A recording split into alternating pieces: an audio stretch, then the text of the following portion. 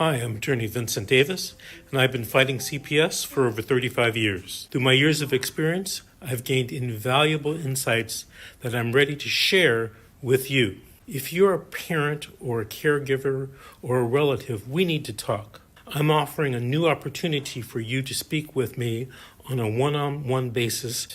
Ask me any questions, and I'll provide you with the insight you need to take steps in your CPS case. Members get everything they need to gain confidence and the knowledge that they need to support necessary to truly fight back. And as a special thank you for attending, I have a special offer just for you. Don't miss out, join us, and let's take that next step together. I'll see you at the question and answer event.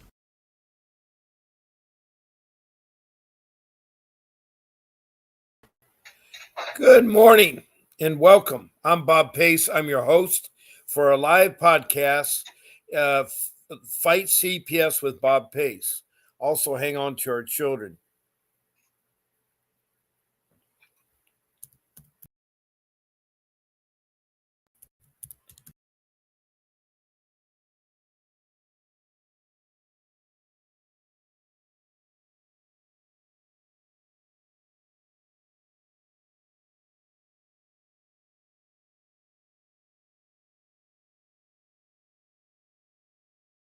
Wow. I've been nothing having but confusions. It's really been hard. Let me see here. I suppose you guys can hear me. I have a guest on the show. Her name is Faye Manley, and she's from Richmond, Kentucky. She's a single mom, grew up in foster care, and has had two children. And one of them was taken away from her at an early age only because that they needed that child. That child was good looking, and because mom was in foster care, they wanted to punish her further. I don't know. Question always remains: why is she fit to take care of her son and not fit to take care of her daughter? So anyway, she's on the line. She's going to help me with my show today. As far as the phone call, I got now a chance to uh, get a hold of the person now has taken over our company's phone, and so I'm going to try to get a hold of them. And I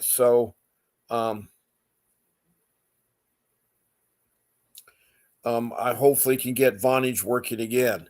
Now, Block Talk is looping, and I don't know what it means looping, but I dial through and get the right code to get the gentleman that says press 1 if you want your show on, and then they give me the countdown. But then a couple seconds later, the lady comes on and said, there's problems with our Block Talk radio. Please call them. But I don't have time right now to call them because I have to do this live podcast. I mean, I started a half an hour early to do this podcast. So anyway, I want to welcome you all, and I'll do my best to help you all because fighting CPS is not fun. CPS stands for the Child Protection System that I call CPS. It's the agency, the government agency, the branch of social services. And I've been on social service the last 3 days, and I got news for you. Social services really gotten rough. I mean, it's got to the point now where you get a Social Security increase and then they take away benefits. It's going to cost you, I mean, you get $100 increase for the cost of living, and it's going to cost you over $2,000 in additional expenses throughout the course of the year. You got to now pay for your medication. You're suddenly no longer with Medi-Cal. It's really gotten really complicated. And so I've been dealing with that. But the Child Protection System is an agency that has really gone rogue and gone corrupt. Now, there is good pockets of CPS around the country. There are good CPS offices, but so far I've only talked to 3 of them. I've only had 3 social workers come to me and tell me how great their CPS was. But the majority of them is nothing but bad news. And I hate to tell you that because you're dealing with a very bad agency. They're very corrupt. They will steal from you. They will lie to you, and they'll take revenge on you. I personally have had revenge because one of my children, was used by social services. They don't have license, they don't have college degree, they don't have a high school education, they don't even mentor anybody. They're not professionals. In fact, I'm going to take this moment to tell you my pink ladies. These are ladies, 8 social workers in Prescott, Arizona. Now, Prescott, Arizona is known for the Billy Jack movies, and they had those movies that took place there, plus they had several Indian reservations there. And so I did not know that, but that's what Prescott's known for. Well, they have a social service workers there that work in the child protection system. Now, they call their child protection system in Prescott, Arizona, the Department of Children's Services, DCS. Now, around the country, you'll find hundreds of names for CPS. So, to make it simple in our life, I call CPS means everything of an agency that's supposed to protect our children from neglect and abuse, and also the help of family in need in areas of food, shelter, clothing, transportation, education, medical, and even getting a job. They're doing it right now with their immigrants coming into their country, and they're having a hard time taking care of their own people. People like you and I have been born here, raised here. We work hard, we pay our taxes. And right now, the current administration and one of the candidates for presidency has done nothing with the immigrant, and they've caused so much upheaval that everybody is being hit by impact. I'm suddenly now have to pay thousands of dollars a year now that I normally didn't have to pay, all because I got a cost of living on my Social Security. So believe me, I know that you're in really for a troubled time right now because we need a businessman to run this country, to get this country back on track, and we need to have our gas prices lowered and our food. Nothing's being done. Nothing is being done to help out people right now. It's really ridiculous the mud slapping that's going around. Now, I'm slapping a lot of mud right now with the Child Protection Agency because I've talked to over 500,000 people for over a year now, twice a day, 7 days a week. My shows are on Sunday through Monday. I come on at 10 o'clock in the morning Pacific time for 1 hour, and then I come on again at nighttime at 7 p.m. for 1 hour. The only exception to that is towards the weekend. On Friday, I'll be coming on at 4 o'clock in the afternoon so that me and my wife can go to our son's football school and watch the football game. That starts at 7. And then on Saturday morning, I'll be coming on at 8 o'clock to help out with Vincent's show. He has a special show. You just heard the advertisement for it at 10 o'clock in the morning. So I don't want to conflict with his or my show. So I'm doing my podcast on Saturday morning at 8 o'clock. And then on Sunday, I do it normally at 8 o'clock because of church. I go to church, to be at church there. So my shows on Saturday and Sunday are both at 8 o'clock in the morning. But otherwise, those are my show times. And, there's 14 shows a week that I do. But this Child Protection Agency, I was talking about the social workers in Prescott, Arizona. What they did is that they got pink T-shirts. Now, pink is a symbol of breast cancer awareness. And I have no idea what breast cancer has to do with the message they put on the T-shirts. What these social workers did, and they have 25 years of working in social services, they thought it'd be funny if they put on the front of the T-shirt, professional child kidnappers. And on the back, it's parents, do you know where your children are at? Parents, do you know where your children are at? Professional child kidnappers. And they paraded it all over Prescott through Walmart, Costco, Target, Best Buys, all the different department stores, sending out a message. That's what they were doing. They're professional. They want to take your child, and that's what they are doing.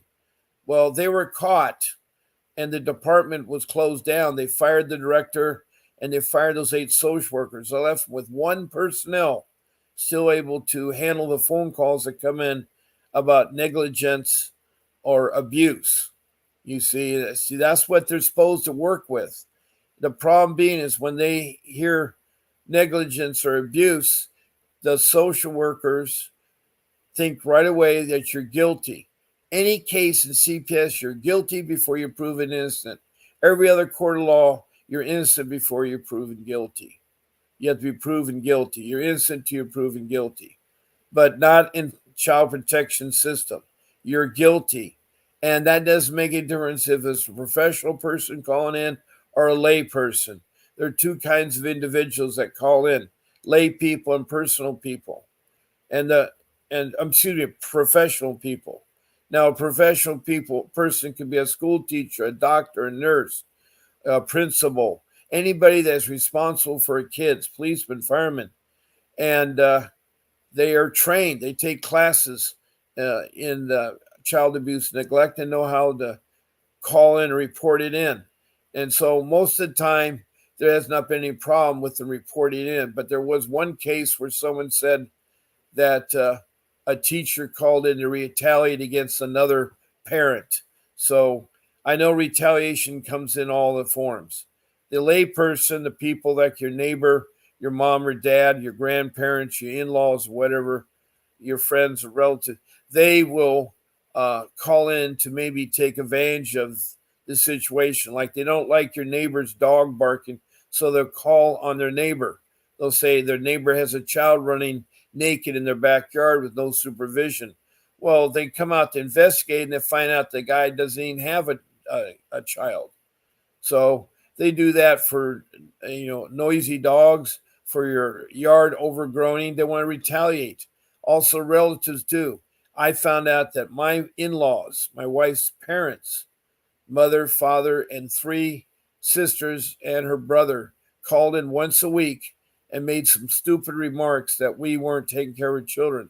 I lost my job through no fault of my own, and I was laid off in 2010.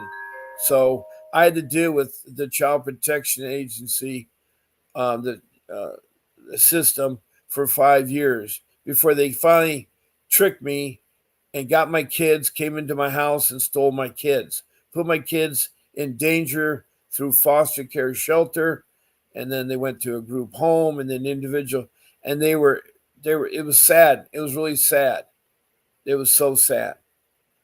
But anyway, I'm glad that you're here, and I'm glad you come into the room. Um, uh, so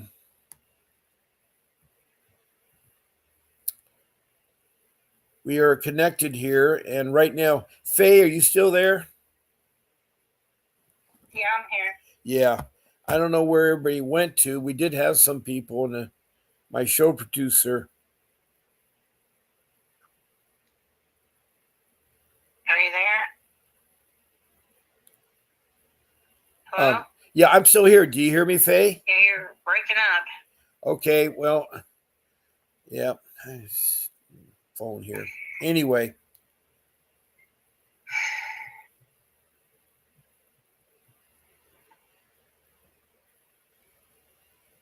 yeah, I'm going to call Mrs. G today right after I hang up and get my Vonage back to work. Okay, so, okay.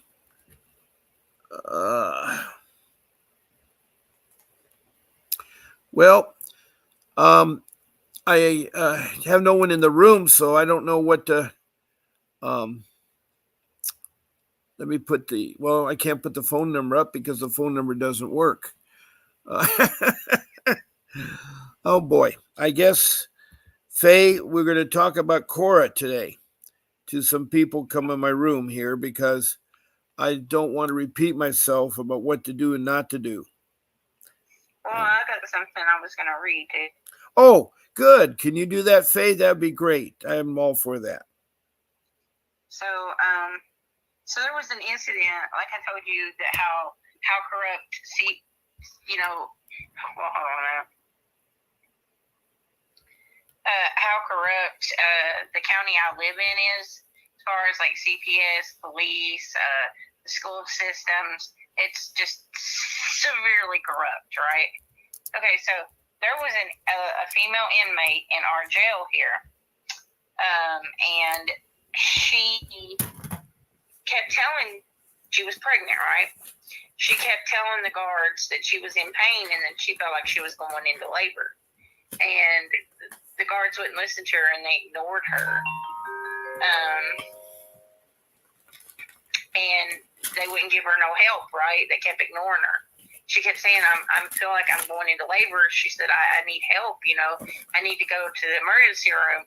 And they ignored her and basically didn't pay any attention to her at all. And this woman ended up going into labor in her cell alone, by herself, nobody helping her, nothing. And it caused her baby to be born still. It's stillborn? Yep, it was born dead. Oh my God. Yeah. That is awful to hear that story. Yeah, so she's currently suing our jail right now over it. Yeah, I mean, she should do it. I mean, that's wrong. Yeah. This is where I live at. And she's not the first one. This jail has other lawsuits where they've had people die in their jail because they were needing medication and they refused to give them medications that they should have been given for like heart disease, diabetes, and they got denied the medication and they died. So, what was she in jail for? It doesn't matter. Don't matter what she was in jail for. I'm not really sure, but it doesn't matter what she was in jail for. The fact of it is that you shouldn't be treated less than human just because you committed a crime. No, I don't mean that. I was wondering if it was a CPS matter. That's all I was wondering. Well, I mean, it's obviously she probably had a drug issue, Okay. And things like that. But she wasn't on drugs when she was arrested. I mean, that's not. Well, being pregnant, she's involved with CPS because. I don't think she was involved in CPS, not yet anyway. Well, anything like that. She was in trouble. She's probably in trouble. Well, she's in jail. She can be considered CPS would say she's endangering the child. Well, that's if they know. Somebody has to report that. I doubt anybody reported it. By law, the policemen are supposed to report it to CPS. Well, they don't. There's all kinds of pregnant women in jail that don't get reported. Really? Yeah, they don't. Really? They don't, yeah, they don't always do that. Wow. Yeah, let's see. I cannot believe. I'm looking at it. I'm going to read it to you real quick. Yeah. What it says here. Okay, it says, former Madison County inmate Valentina Frommer is suing the Madison County Detention Center for lack of medical care that led to her baby being born still.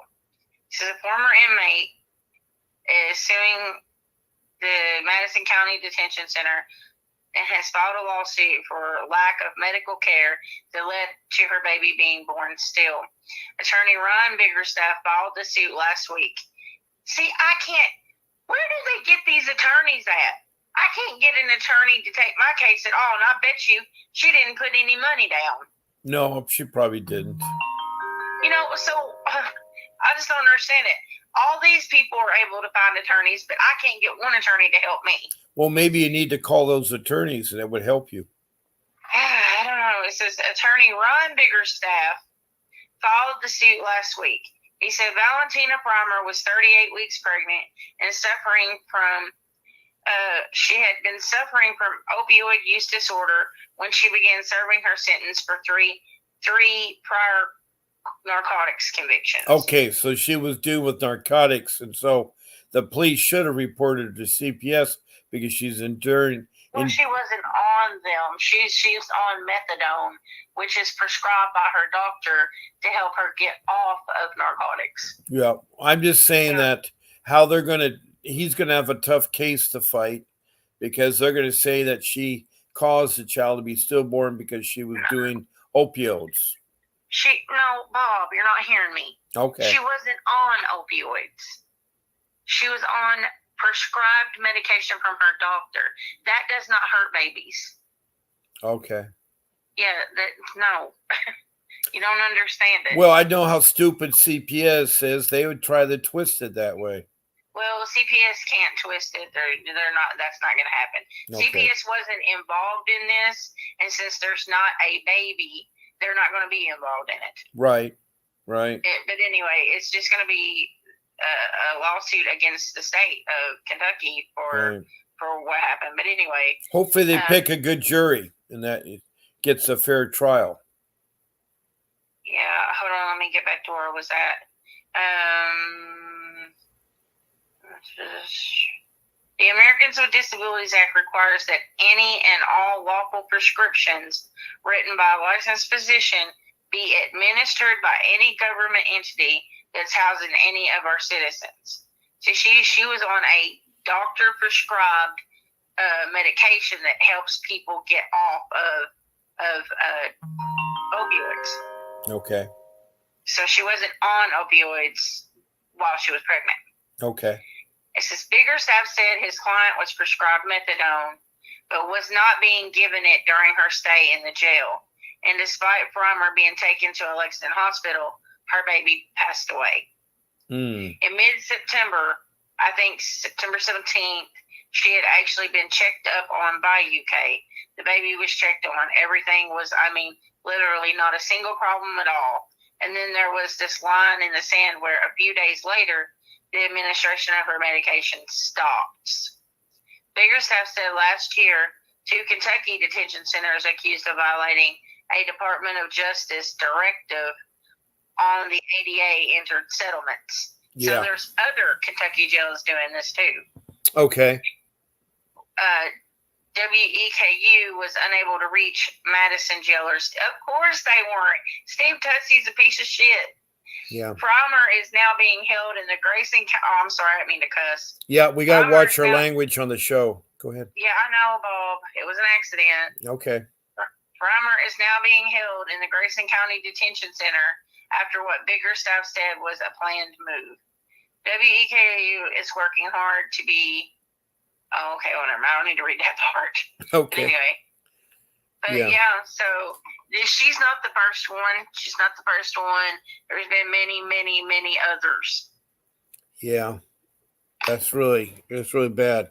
Well, let me go ahead and we keep getting people bouncing in the room and then they leave. So let's talk about the Core's Digest, some questions, and see what the answers are. And I had another one I was going to read too. Oh, well, go ahead. I didn't know that you had no one. Go ahead, Faye. This is on the Kentucky Ombudsman's office. Oh, okay. That's at the state level?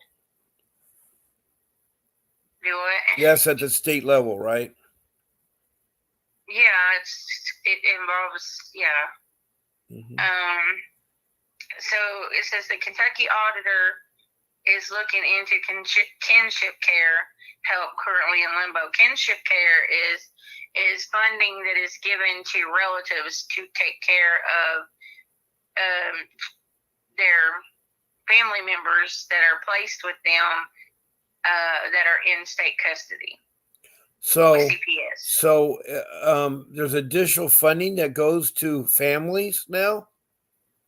Yeah, here in Kentucky, there's but the problem is the cabinet is holding it up and not giving it to them.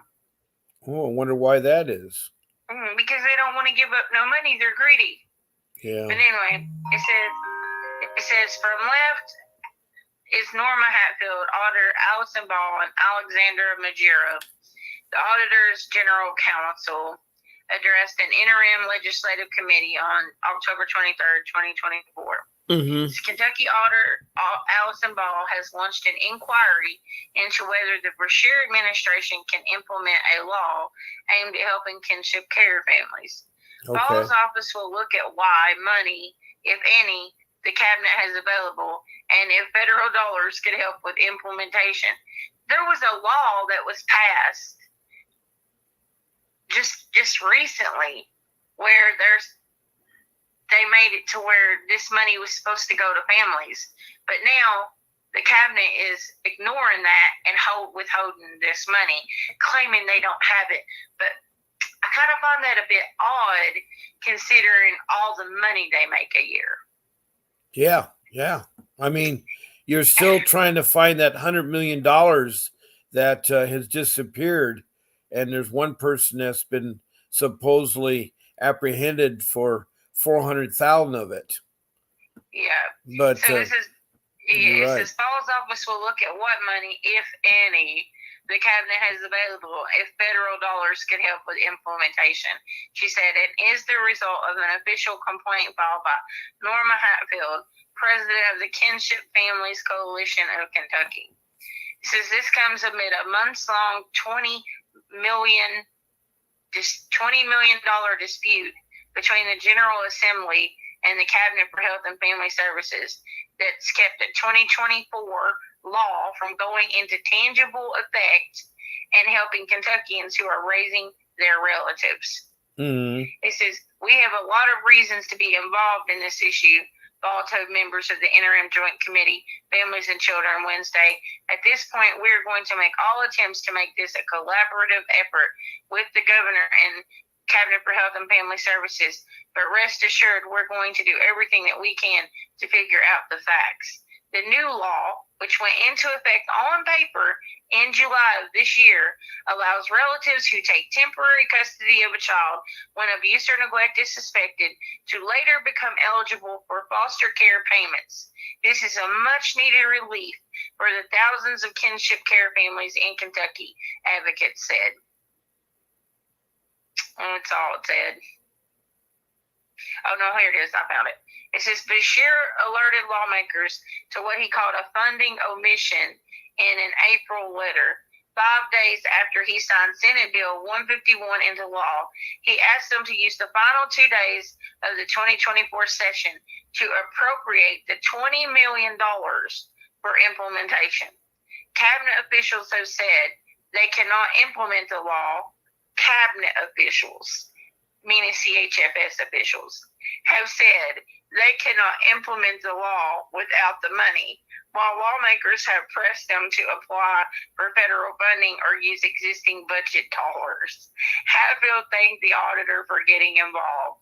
There are a lot of families, the longer we wait, that are missing opportunities for more long-term support that deserve it, she said, and I'm just very grateful. A cabinet spokeswoman has not yet responded to a Lantern email seeking comment about the inquiry. Senator Julie Rock Adams, oh God, I can't stand her. Oh, is she is she really bad, Senator? She used to be a family court judge, and she was God. A court judge. Anyway. Okay. Yeah, Senator Julie Rock Adams, a Republican out of Louisville, who sponsored the law, told the Lantern she is thrilled to have a third party looking into the issue. Those kids that are in crisis and they're welcomed into the arms of family members, we owe them. We owe them support, she said. And so I'm just really encouraged that somebody has heard their pleas. The past few months of back and forth on the issue have been really frustrating, she said, and she wants to see certain parts of the bill that don't require money implemented, including getting regulations written. But, said Rock Adams, if the auditor came back, that hypothetical, and said, the governor is absolutely right, then my response would be, okay, let's open up the budget and figure out what we can do. Anyway, that's where it ended.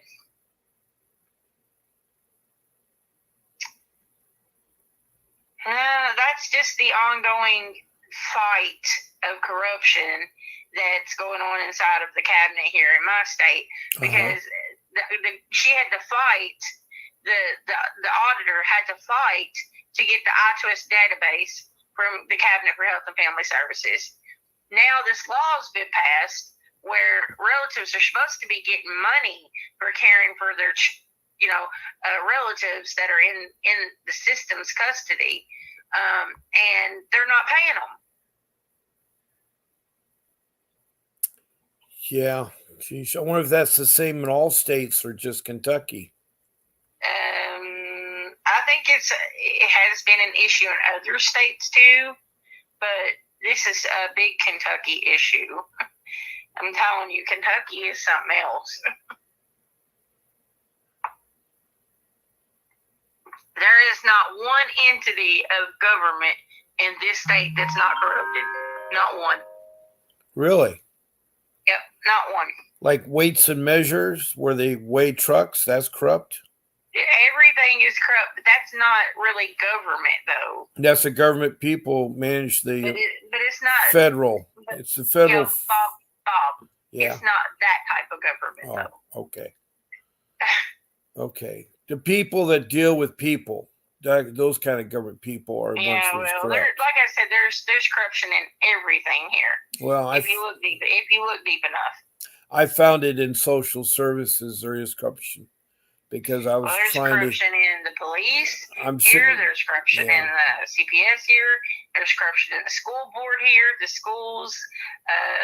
You got doctors that are getting kickbacks from CPS for turning parents in. You got pharmacists that are committing fraud for Medicare and Medicaid. You got doctors that's doing the same thing. So yeah, there you go. It's everywhere here in this state.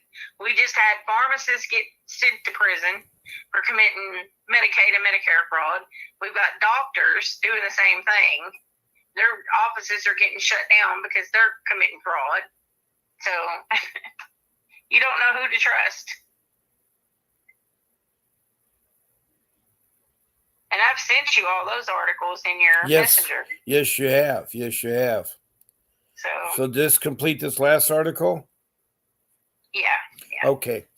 What I'm doing right now, on the screen for any of you that do come in, when type in a comment, please show your name and your city or state. And also, if you're from a country, show your country and be complete with your CPS case. I put that up there for when people are bouncing in and out of the room. So, whoop, I just lost Faye here. So, okay, Faye. We're speaking to Faye from Richmond, Kentucky, who's talking about it's gotten so bad now that pregnant moms are losing their children when they're arrested.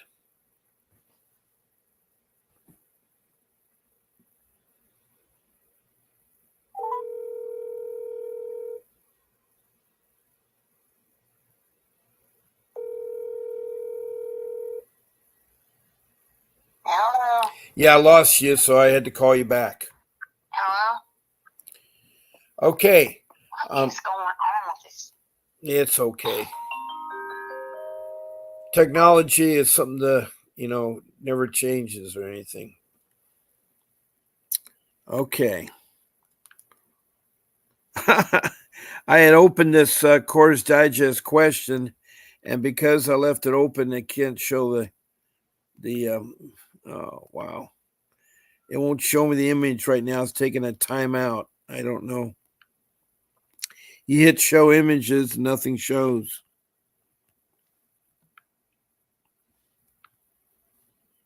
Well, let me try to find another Coors Digest here. Okay.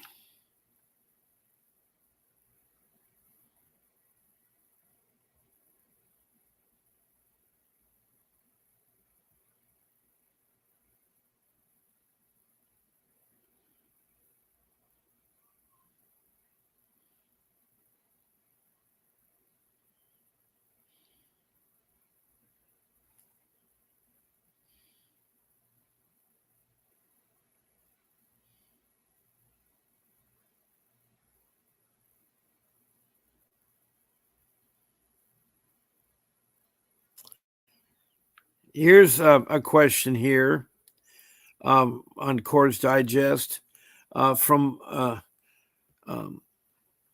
Anita. She has an answer. The question came up, is my 16-year-old son beats his 7-year-old little sister every day. We have to hide the bruises when she goes to school to prevent CPS from being called. We can't get him stopped, the 7-year-old boy. And the question is what should we do? Now, Anita answers the question. When I was 7, my divorced mom left me and my 10-year-old brother alone while she worked. It started when he threw a shoe at my face and broke blood vessels in my eye. My eye was bleeding. He locked me out of the house in the winter for an hour. I was wearing only a thin nightgown. He used to punch me in the mouth and give me a fat lip on several occasions. I was scared of him. I would hide in my mom's room with a knife. Once he was hitting our German Shepherd, I tried to stop him. He broke my finger. I was 12 years old. In every one of these situations, I ran to call mom at work and begged her for help. You know what happened? I got in trouble, accused of instigating. I begged and cried for help, and she turned a deaf ear and always favored him. She died 2 years later when I was 14. That same brother was now living in a different city with our father. My 17-year-old brother never once came to visit her while she was dying of cancer. She ended up apologizing to me for not believing me once she saw who her son really was. I like to say the abuse ended there, but it didn't. Got shuffled from home to home after my mom died and ended up at my father's. When I was 16 and my brother was 18, he beat the tar out of me, worse than ever before. I escaped the house on that day. I cut off all contact with those people for years. It took me 30 years of therapy to understand that they were bad people. There's nothing as a child I could have done to warrant that type of abuse. Put yourself in your daughter's shoes. How would you like being treated as less than human? Now, you went through some of those experiences yourself, Faye.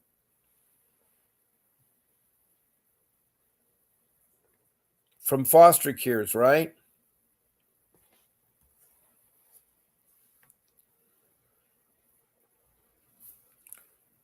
Okay. I lost Faye. I'm going to have to call her again. Jeez. All right. I don't know how much she heard or not. Welcome to my listeners out there. We're talking about Core Digest, about questions regarding CPS. I have Faye from Richmond, Kentucky, on the phone. I lost you again. Did you? How much of the question? What is going on with this button? It's not letting me do it. All right. Hello? Yeah, I hear you. Do you hear me? Do you hear me, Faye? Faye, do you hear me? Okay.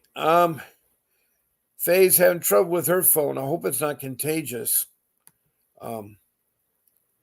Let's see here. We have somebody that's came in the room. Faye, I answered. Okay, yeah, you answered, but then you disappeared. I will try to call you again. I have no idea why it's not coming through.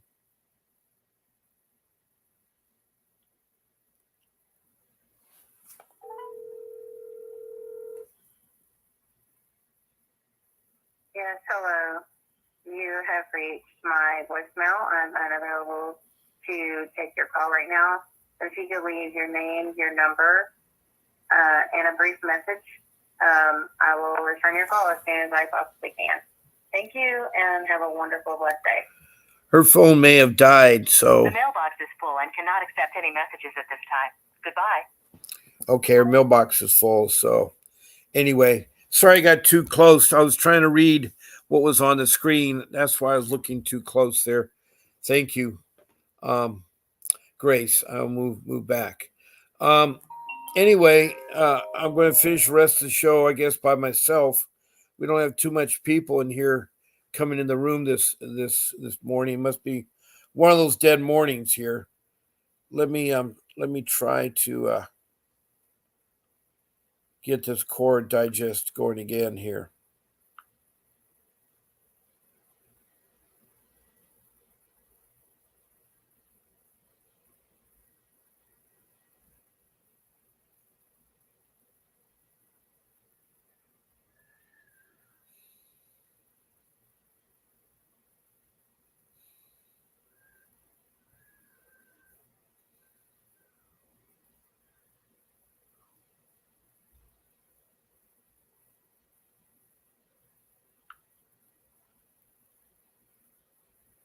Now,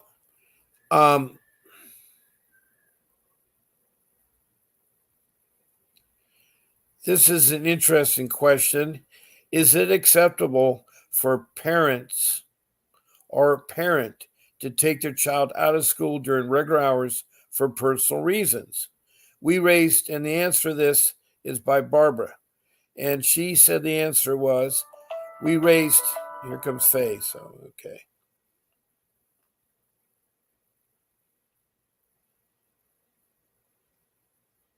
Welcome, Faye. I know you was not letting me. I don't know what's going on with the phones. Like, what the heck? I know. Your phone, by the way, is full of messages. Can't take any more. Yeah, I know that. Yeah. Anyway, I'm reading about this new question here. Is it acceptable for parents or parent to take their child out of school during regular hours for personal reason? Well, Barbara. Well, I answered the last question, but. Yeah, I saw you did answer the last question. That was great. Faye said, with the parents and neglect, I would have absolutely not allowed that he would have to leave. I would petition the courts. I don't know, Bob. Honey, I can't hear you on your phone. Okay. Do you hear me now? Is this better? Yeah, it's just so jumbled up. Okay, is this better? No. Hold on, let me get my headset on. Okay. Now I can hear you. I don't know what you did, but I can hear you now. I just put my phone down right where it was before when you said you couldn't hear me. Yeah, I can hear you now. Okay. All right. I think part of the situation may be with the location I'm at. Maybe the internet is not coming in as strong as it should be. I don't know. It just sometimes goes there. Now, you did answer the question, and your answer was the parents are negligent. I would absolutely not allow that. He would have to leave. I would petition the courts to get him into residential treatment facility to get him mentally health help and anger management needs. That's a good answer. That's a good answer. Yeah, I mean, as a parent, you have to protect all your children from, even if it's your one of your other children hurting that child. You cannot allow that. And if you do, you're negligent. Okay, here's another question. Is it acceptable for parents or parent to take their child out of school during regular hours for personal reason? Let's hear Barbara's answer first. She said Go ahead. I said it depends on the circumstances. Yeah, I understand. Here's her answer, Barbara's answer. We raised 4 children in the 80s and 90s. Every year, one fourth grade teacher would send home a note saying that each child had to bring a wrapped gift of no more value. Hold on. A what? Okay, the 4th grade teacher sent home a note that they have to bring a gift a wrapped gift of a value no more than what they set the limits for.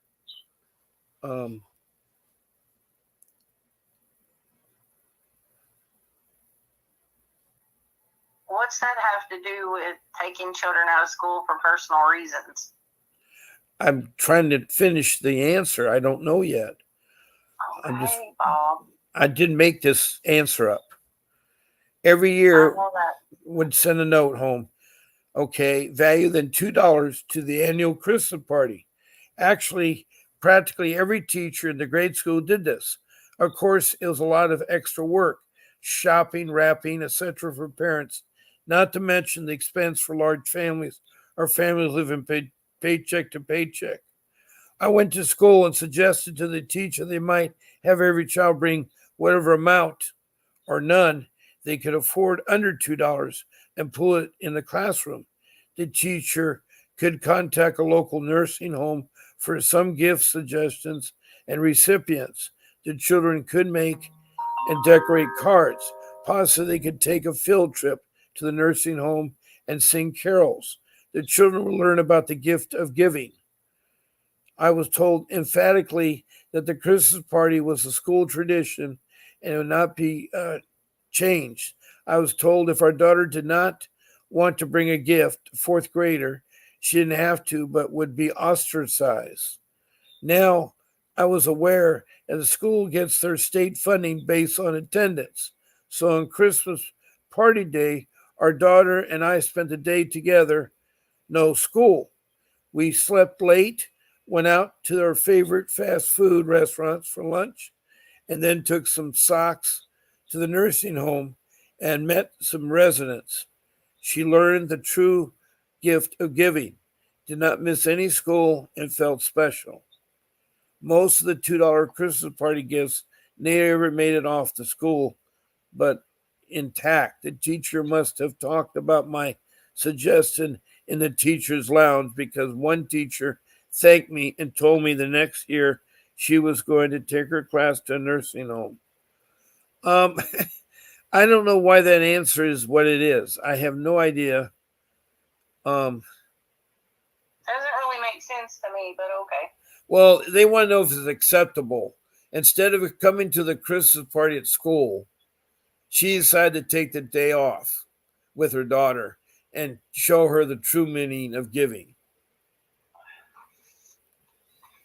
And so the court, the thing is that she disagreed with the way the teacher was doing things. I guess forcing everybody to spend $2 to get a gift, and then I guess bring it to school, and then I don't know what they do. Do they exchange gifts or something like that? Anyway, that was probably a bad question I picked. I did not know the answer to. I read the answer from Barbara at the end. Let's see the next one here.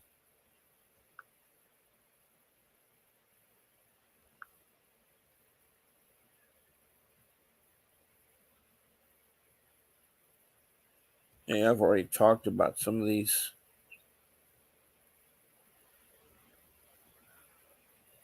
Well, here. Maybe you need to hit refresh.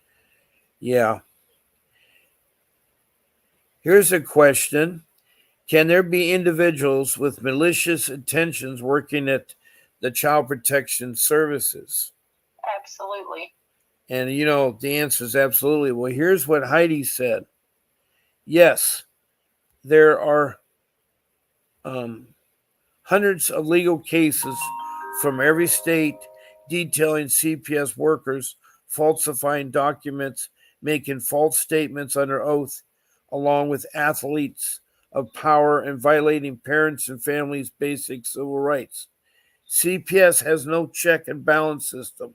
I've said that from day one, meaning that there's no outside third party to audit or investigate them, no one to hold them accountable, even if they did. And they know this. CPS knows it. The other factor is they only get federal subsidies money if they determine the child needs their services. This means they can essentially control their own paycheck. CPS also has a lot of outside professional people that they retain who need to be paid, like lawyers and foster parents and social workers and department court staff, lab services and treatment facilities. Money motivates, but no accountability equals corruption. Wow, that's a pretty good ending. Pretty much the truth. Yeah, I would say in your case in California, that was definitely the truth there in the Orange County CPS, the Child Protection Services in California. That was so true. Money breeds corruption. And $1 trillion is a lot of money that the social service is going through. I mean, the idea, not billion, not millions, but trillions of dollars that they get from the federal government, who in turn gives it to the state, and the state gives it to the county. And again, there's no third party accountability. There's no watchdog. There's no group of board of supervisors or anything else that would meet monthly or bi-monthly or every 6 months to monitor CPS's action. And that's why you had those pink ladies in Prescott, Arizona in 2022 parade around and put that, because there's no accountability. And I know we talk about this every show. We talk about this. Now we have about 10 minutes left, and so let me see if I can find another one in here. Today, I just don't have anybody today. It seems like people just coming and going here.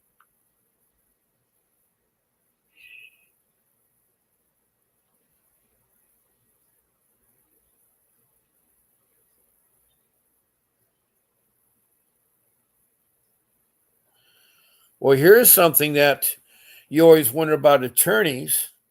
Is it legal for attorneys to have casual conversation with a judge outside of court in private or on the phone? Now, Adams answers the question. He studied law and graduated in 1993. I once was working on a big case, and I found the judge to be distant and intimidating. He seemed like a giant in front of the courtroom, barking at me from afar. After a whole morning of this, I was glad to go to the court's cafeteria and get a sandwich and some quiet time to collect my thoughts. While waiting online, I hear a man's voice say from behind me, "Hello there, counselor. How are you feeling?" And it's the judge also buying food. Just a regular guy, very polite, spoke a few words and wished me well. Said, "See you later. Since we're not talking about the case, it's no problem. There is an argument to be made. If we're too chummy, it gives appearance of bias. But overall, I talk to the judge all over the place, and it's just fine. Lately, I was running between courtrooms and knew I would be late for a hearing. And holy cow, who is in the courtroom elevator with me? But the very judge I'm going to be late for. I said to her, 'Good morning, Your Honor. I hope it's okay. I'm going to be 15 minutes late.' Although it was about the case technically, it was only a procedural thing, not the case issuing substance. She was very gracious. 'Thank you for telling me. Look forward to seeing you.' I think the judges have a tough job. Awful feel unappreciated and isolated and sub-noozing with a lawyer. They often in court just nice courtesy and total legal, of course. Well, judges do not need to socialize with attorneys on a case, because that's the wrong message out there. If they go and play golf and the judges are playing golf with the attorneys on the case, then that is wrong, because they're going to be biased. Well, when you live in a small state and it has all these little counties, that's to be expected. They all go to the same churches. Their kids go to the same schools, and they go to the same country clubs, and they play golf together. They go out to eat together. They go to dinner after church together with all their kids. That's given. Yeah. You know, the judge told me that there was no conflict of interest in my children's guardian ad litem that was representing my children being best friends with the director of social services outside the job. Wow.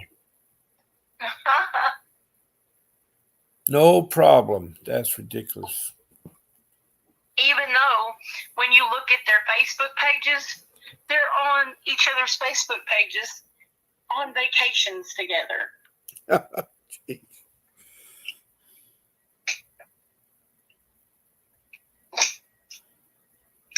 No conflict of interest there, though.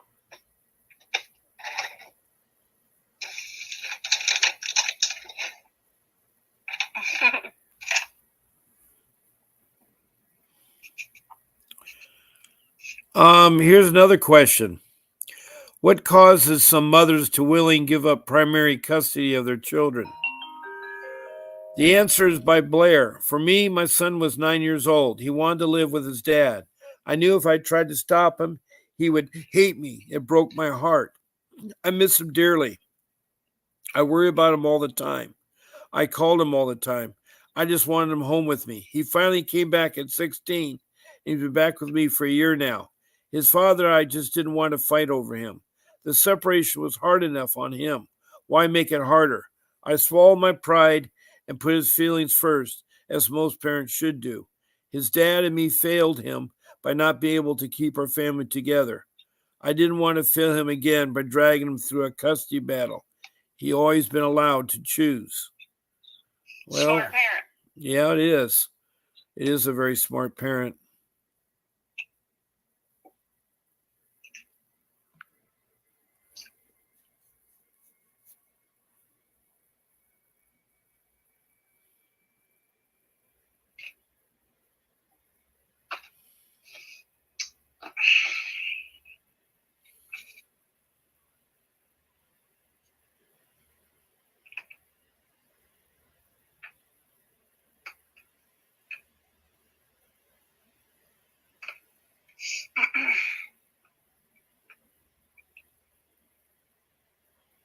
Okay, here's another one. If a child spends their whole life in foster care system and is never adopted, where do they go when they turn 18? Now, there's a person named Jessica who answered this question, and we'll see what her answer is, and then hear your answer. Her answer: I had a friend who was willing and given to the foster system by his mom when he was 6 because she decided to wait 6 years before deciding she didn't want her 3 kids. She kept his 2 other siblings. He stayed in foster care to aged out at 18. He was woken up at 5:30 in the morning on his 18th birthday. He was born at 5:45 by his current foster parents. He was given a duffel bag and was told that he had an hour to pack, eat, and shower. Then he had to be off the property because you're 18. That's it. Our job's done.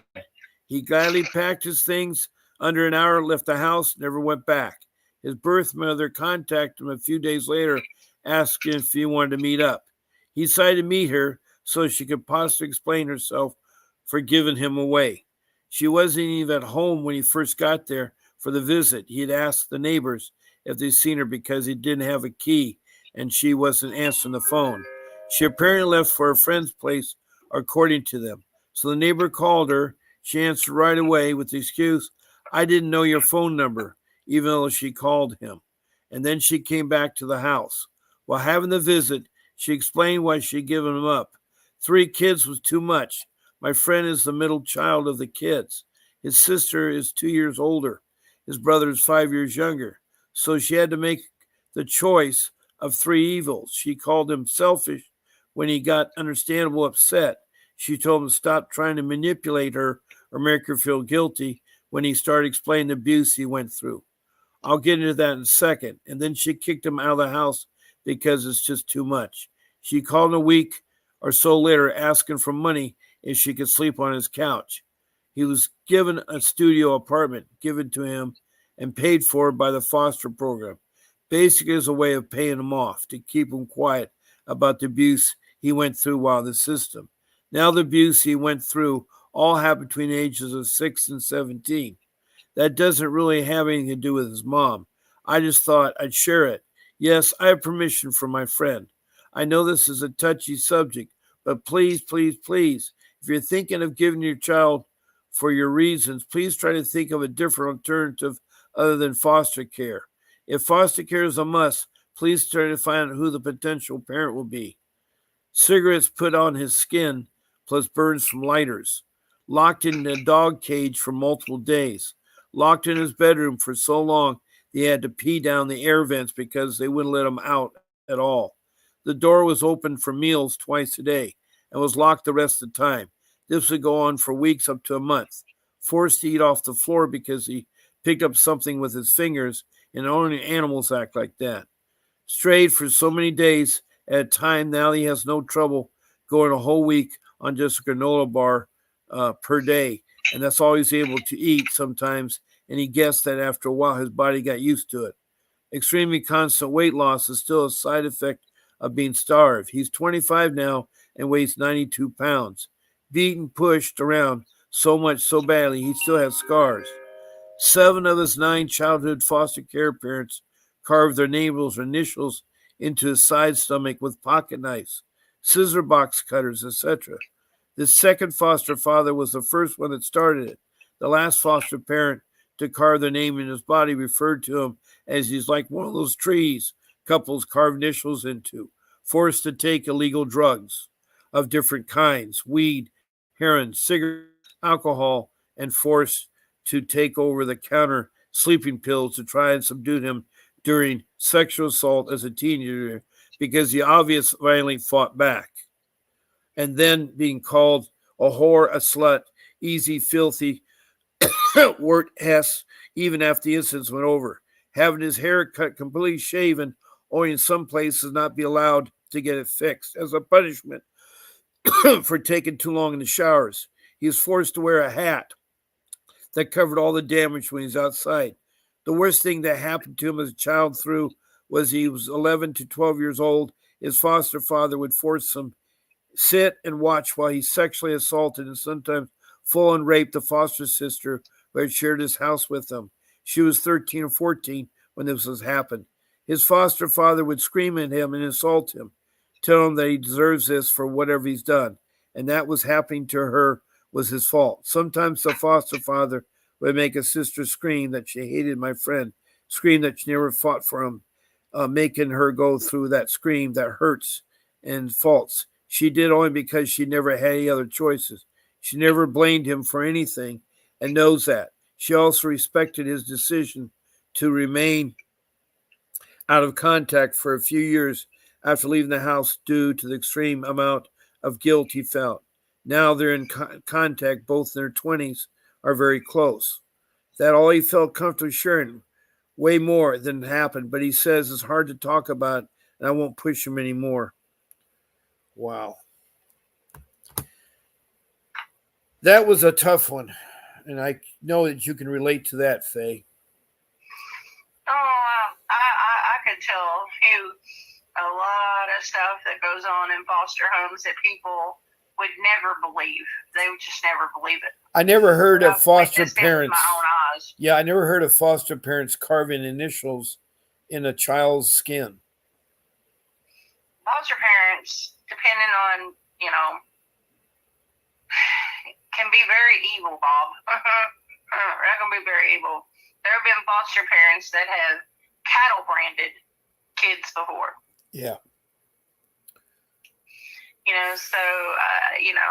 Yeah. And not all foster parents are bad. Not all adoptive parents are bad. But unfortunately, inside of the foster care system, there are a whole lot more bad ones than there are good ones. And usually if they're good, they don't stay foster parents long. Okay. I got to put you on hold for a moment while I close the show because I've gone over my time. I've gone over 3 minutes too long here. I want to thank everybody who attended the show. Thank you, Faye, for helping me do the show and make it a success. Again, thank you, Grace, for what you do behind the scenes and all that you do. Now, I'm going to be on again tonight at 7 p.m. Eastern Time. I'm on Friday, tomorrow at 10 a.m. Pacific Standard Time, and again at 4 o'clock Pacific Standard Time. And then on Saturday, I'll be on at 8 o'clock in the morning along with Sunday. So keep fighting for your kids. God bless y'all, and I'll see you tonight. You're going to hear a brief little blurb about Vincent's Zoom podcast this Saturday. Good night and God bless. Hi, I'm attorney Vincent Davis, and I've been fighting CPS for over 35 years. Through my years of experience, I've gained invaluable insights that I'm ready to share with you. If you're a parent or a caregiver or a relative, we need to talk. I'm offering a new opportunity for you to speak with me on a one-on-one basis. Ask me any questions, and I'll provide you with the insight you need to take steps in your CPS case. Members get everything they need to gain confidence and the knowledge that they need to support necessary to truly fight back. And as a special thank you for attending, I have a special offer just for you. Don't miss out. Join us, and let's take that next step together. I'll see you at the question and answer event.